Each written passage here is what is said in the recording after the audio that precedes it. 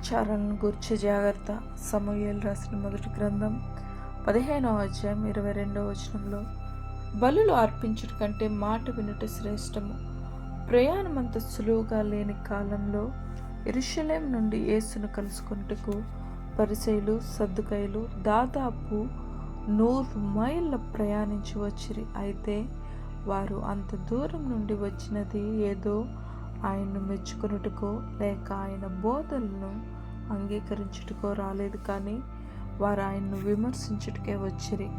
ఎంత విచారకరము!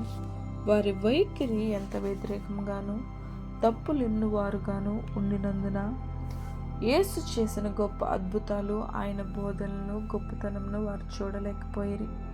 వారు చేసిందంతయు ఆయన ఆచారాలను ఉల్లంఘించుచున్నాడని నిందించుటయే. ఆయన శిష్యులు భోజనముకు ముందు వారి చేతులు ఎందుకు కడుక్కొనలేదని వారు తెలుసుకొనకోరిరి.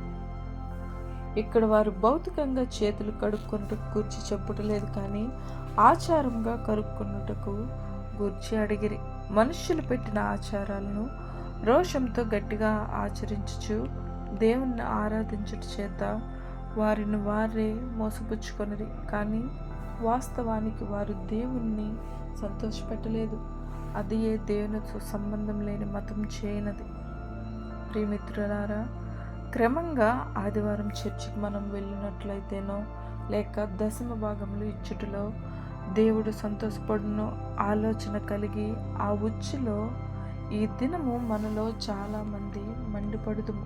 అది నిజమే కావచ్చు, కానీ ఇవన్నీ చేసి యేసును కలిగి ఉండకుండా ఉండుట సులభమే. ఎందుకంటే మన ఆచారాలు మనకు దేవునికి అంగీకారమగినట్లు చేయను, మోసంలో పడుట చేతనే.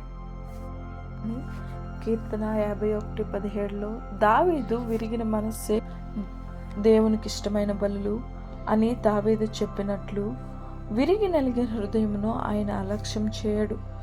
దేవుడు మన హృదయాలను కోరుకొనుచున్నాడు.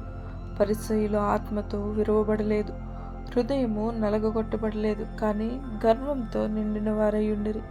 అందుచేతనే మెస్సయ్యను వారు గుర్తించలేకపోయిరి. మతాచారులను గూర్చి జాగ్రత్త.